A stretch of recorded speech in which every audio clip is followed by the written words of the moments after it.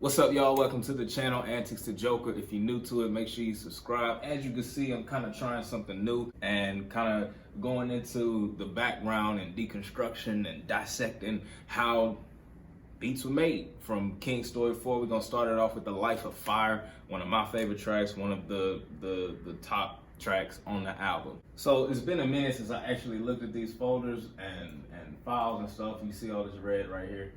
But this main sample that you're gonna hear, I don't really know where I got it from, but I just know it was a part of a sample pack that, you know what I'm saying, sometimes you just get sample packs, you don't even know how many years ago and from where it was from and all that, so it just got lost in the library. But I specifically remember being at work one day, I just had this beat in my head, so I take out my phone, I record the melody and stuff like that. I knew that I wanted this kind of gritty, this live track that can be, I pictured like this black and white video walking through downtown, like, I don't know, I just wanted something to represent the city, but an underground version of it. So I go into my sounds and I ended up coming across this sound. The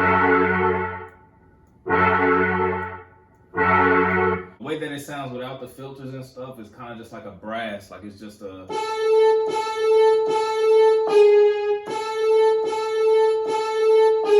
I went ahead and added a fruity flangers, a reverb, some band equalizers, some free filters, of course compressing it and adding the EQs to it, and all that, you get the sound that you actually hear in the track. So I just kind of sample that, put that back to back. You could kind of see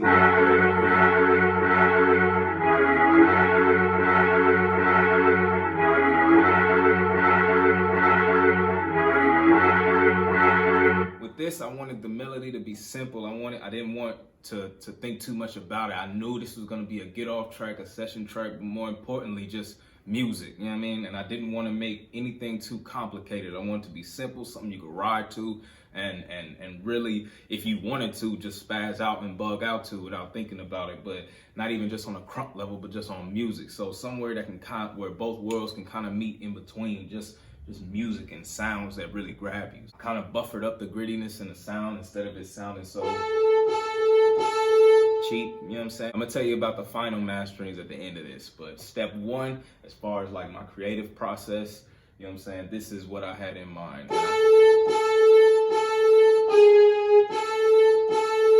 And that flanger will kind of make that watery sound, that you know what I'm saying? That's kind of the sound that I was looking for. Since it is Krump into it, things need to be a little more amplified, a little more aggressive. Some of that pitch needs to be brought up. That's the unique thing about Krump. Like, Krump music isn't so on the grid and in Krump music, you're gonna get a lot more organic sounds and organic rhythm. Like, you can feel the beat be made, you know what I'm saying? So that's what I love about, even if it is digital, you know what I'm saying, on FL Studio or Logic, whatever you use, or a machine, you know what I'm saying? So that's the dope stuff about that. But again, I knew I wanted this track to be simple. I wanted the melody to be simple. And this, sometimes with producers, you either start with the melody or you start with the drum pattern. For this one, I actually started with the melody. And when I start with melodies, I usually make my drum patterns simple, that way the melody and the drum pattern don't clash. Sometimes, for me, I like the contrast, you know what I'm saying? If the melody is the main attraction, then I don't want the drum pattern to take away from that. So I'll have that first part loop twice, then get to kind of an upbeat, you know what I'm saying, the second part of it.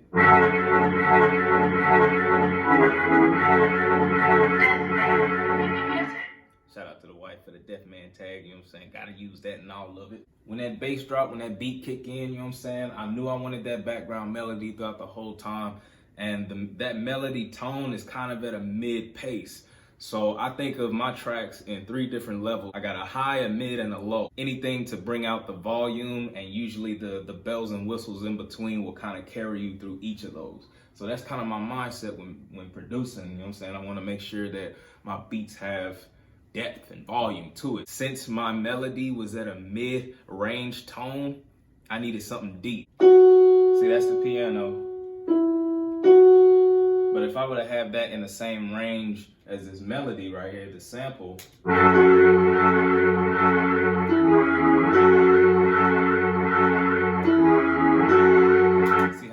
clashes, you know what I'm saying, it doesn't really bring the best out of that. So that's why I chose to go the deeper route.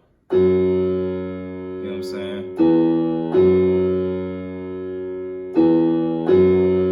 The beat is about to drop with the kick, the 808, and the piano along with the melody. So, but the thing about it is I can't have everything drop on that one grid. So with the kick, if I got a 808 that looks like in the shape on here, it's all about shape. So picture if I have an 808 that looks like a rectangle. This circle is the kick. If I have them right next to each other like that, it won't give the same flavor. So what I'll do is I'll kind of, I hope y'all get this, but instead of it being like this, I'll kind of bend it in there. So that way, overall, the kick introduces the 808. And then that 808 from there will introduce the piano. Like, everything will have its own breathing room, and each sound that I put in can survive on its own. That's when that beat drops, and that's why you could hear everything at the same time, and it still has that dramatic effect to it.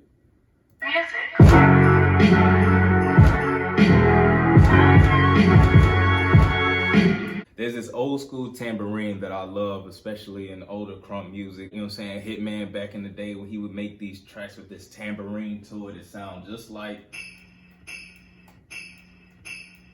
that Santa jingle bell, you know what I'm saying? That's a classic sound to me. So I kind of turn the volume down on that and add some little bells and whistles to where it all doesn't clash. But all together, you would have the. I mentioned the 808 earlier. I was gonna put an 808 in this, but I didn't. I wanted the piano to make up for that 808 because I knew the piano would be deep, and I didn't want the deep piano and the 808 to clash. So I said 808, but I was looking at it. I know it's not in there. But as far as the drum pattern, all I have is a kick, a tambourine, and a snare. That's it. That kick right here, that really kick, you know what I'm saying? And then of course I got the snare. That's kind of old school too, you know what I'm saying? That's a real fat snare, you know what I'm saying? With a reverb on the tip of it, just to give it that ride flavor. So all together, you're gonna get a beat that knock like.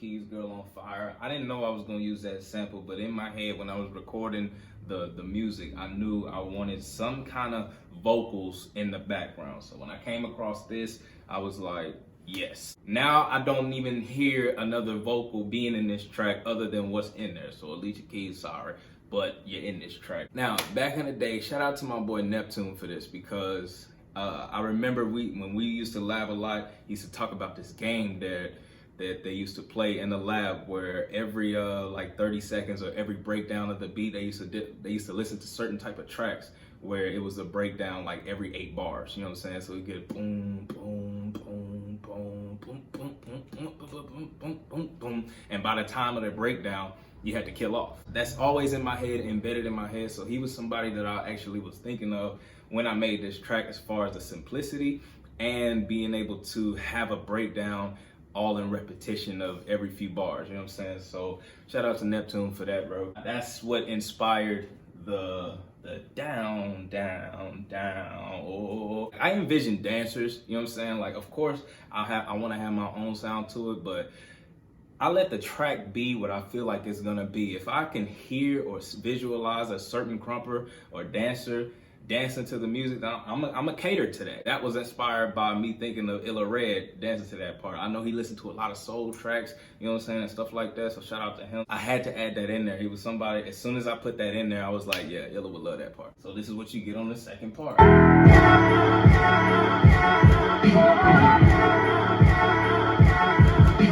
Instead of the drum pattern repeating over and over, sometimes I would add in little breaks to give the piano some room to breathe, let the piano take over instead of the kick coming in. On that breakdown though, I also added this crash.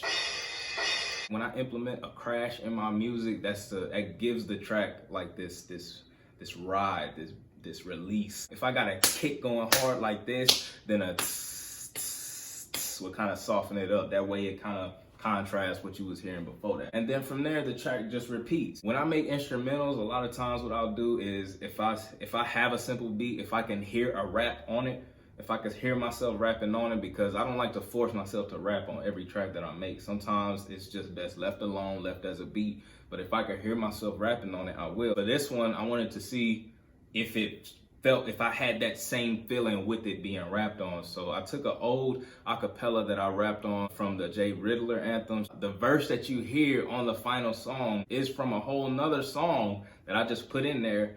And I was originally gonna take it out, but the more I heard it, the more I played it, the more it just fit. And so I just left it there. At one time I planned on rapping on the second verse, but over time, I was just like, man, forget it. This beat is just surviving the way it is. The reactions are positive to it. I can session to it a lot of times. That's what I'll do too. If I want to see if a track will work, I'll test it out in the streets, in the sessions. I'll see how people vibe to it.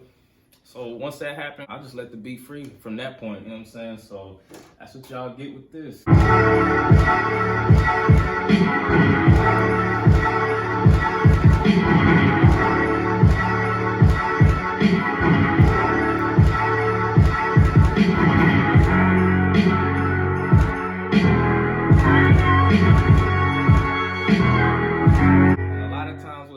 About samples too is the placement. Any part of the track, I make sure it can survive on its own. Every sound, every instrument has life of its own. I test it out, like I'm actually getting off while the beat is being made. I'm seeing how it makes me feel. Sometimes that fire wasn't where it was at first. I had to make it fit there through trial and error, you know what I'm saying? And actually seeing what makes me feel like I like getting off, you know what I'm saying? The very last thing that I do with this to give you the sound that you hear on the KiNGz Story 4 album is I send it to TIGHTEYEX.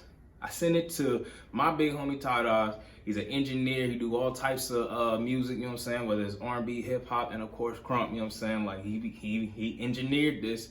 He helped me understand a lot about this music, a lot about how to engineer and mix and master my music. So major shout out to him, you know what I'm saying? Of course, he put me on game to a lot.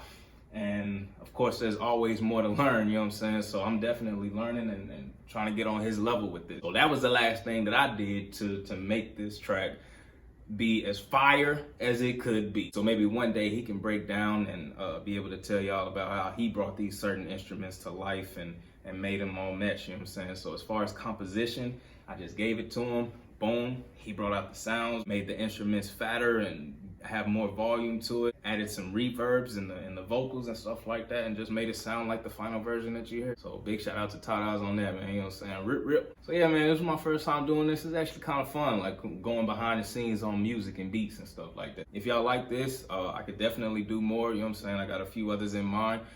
Maybe I could do that Caution track with Lil Rockstamist.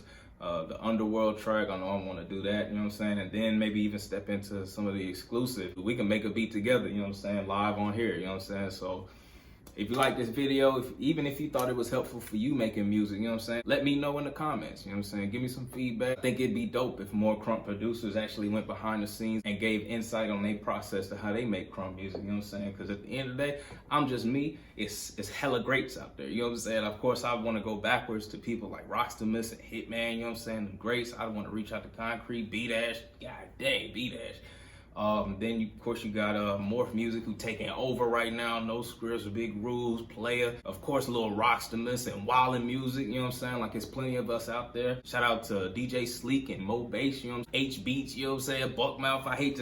I really would hate to forget people right now, so I don't want to get too started on that. Forgive me if I forgot you, please. I'm just going off the top of the dome. So yeah, as far as this track that you heard right here though, this is The Life of Fire. You can get it on KiNGz Story 4 album.